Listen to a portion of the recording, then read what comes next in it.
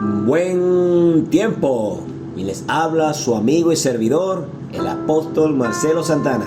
Y hoy, en Píldora de Fe, sé un sazonador de Jesús. ¡Wow! Sazonador de Jesús.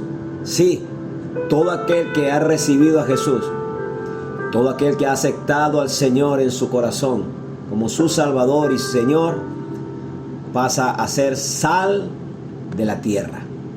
Y como sal debemos darle sazón a la vida, debemos sazonar a otros que están desesperanzados, con desasosiego, con incertidumbres, con dudas, por causa de las realidades que les toca vivir en el día a día. Pero un sazonador de Jesús es aquella persona que no niega las realidades de las cosas duras que puede vivir en el día a día, pero obviamente no se queda en la realidad, sino que también habla acerca de las verdades de Dios, las cuales traen esperanza, las cuales ministran paz, porque las palabras de nuestro Señor Jesús son espíritu y son vida, como dice el libro de San Juan capítulo 6 versículo 63. El mismo Señor Jesús dijo: mis palabras son espíritu y son vida. Por eso cuando hablamos la palabra de nuestro Señor, trae vida, aún en medio del dolor y de la desesperanza, aún en medio de alguna enfermedad, aún en medio de alguna ruptura familiar, aún en medio de escasez financiera. Cuando hablamos la palabra de nuestro Señor, esto trae vida. Y lo que está muerto resucita, lo que está quebrantado y roto es restaurado.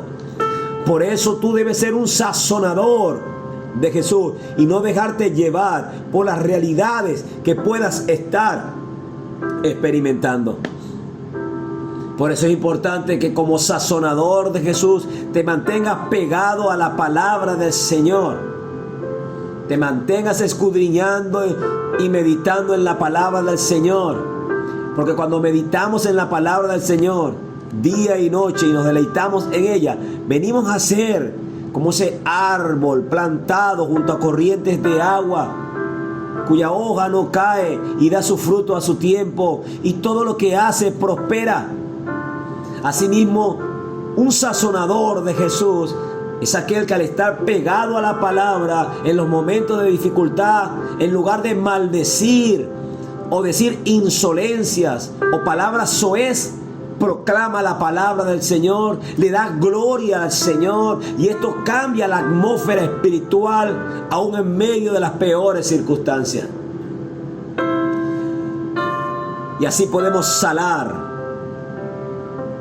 preservar, porque la sal preserva, la sal sazona, la sal da sabor. Y por eso nuestro Señor Jesús nos llamó sal de la tierra. Eso tú lo puedes leer en Mateo capítulo 5 versículo 13. Dice, en la Nueva Traducción Viviente dice: ustedes son la sal de la tierra. Pero ¿para qué sirve la sal? ¿Se ha perdido su sabor? ¿Pueden lograr que vuelva a ser salada? La descartan y la pisotearán como algo que no tiene ningún valor. Por lo tanto, tú no debes dejar de sazonar. Tú no puedes dejar de dar sabor a través de la proclamación del Evangelio del Reino, las buenas noticias de la salvación. No puedes dejar de proclamar la palabra viva y eficaz, como establece Hebreos 4:12. La palabra es viva, es eficaz, más cortante que toda espada de dos filos, que penetra hasta partir el alma y el espíritu, las coyunturas y los tuétanos.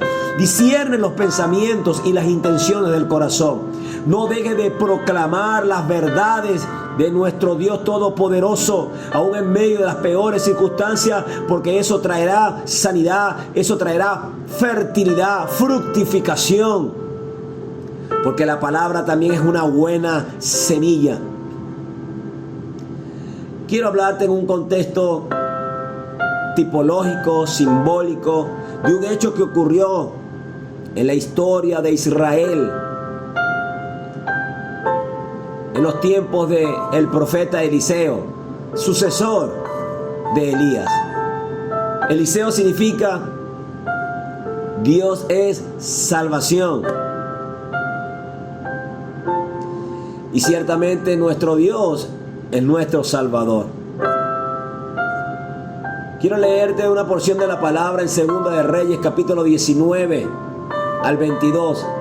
El contexto de esto que te voy a leer es cuando Elías comienza a transitar por distintos lugares previo a ser arrebatado por el Señor. Y Eliseo estuvo pendiente en todo momento y le pidió una doble porción de su espíritu a Elías. Y en ese contexto que te hago referencia, en Segunda de Reyes capítulo 2, versículo 19, dice así en la versión Nueva Traducción Viviente: cierto día, los líderes de la ciudad de Jericó fueron a visitar a Eliseo. Tenemos un problema, Señor, le dijeron. Como puedes ver, esta ciudad está situada en un entorno agradable, pero el agua es mala y la tierra no produce.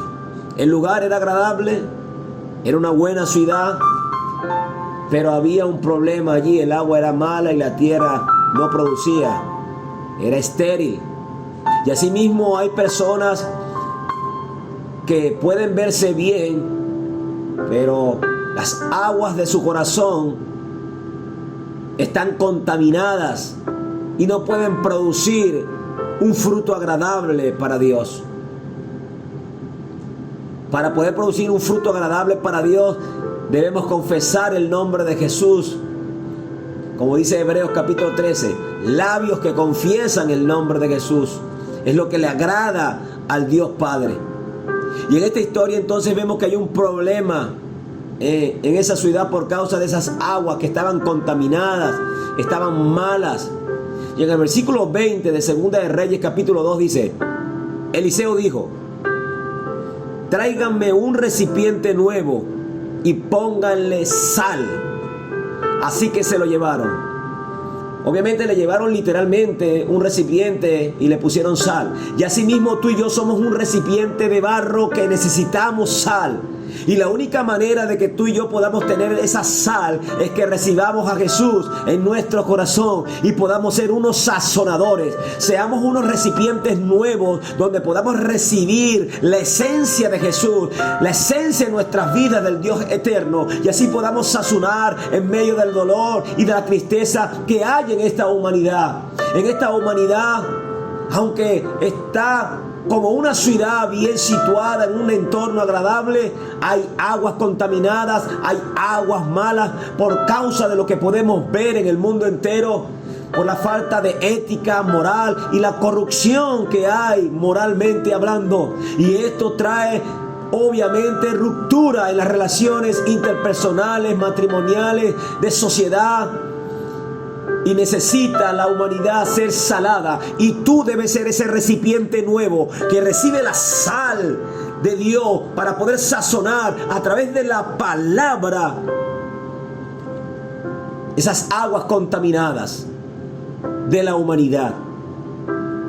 En el versículo 21 dice: y Eliseo fue hasta el manantial que suministraba el agua a la ciudad, le echó la sal y dijo: esto dice el Señor, yo he purificado el agua, ya no causará muerte ni esterilidad.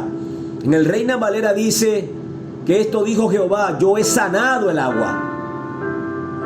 Y asimismo Dios quiere sanar las aguas contaminadas de muchas personas a través de ti. Tú que eres la vasija, el recipiente nuevo que recibe la sal del Espíritu, es decir, la esencia del Señor.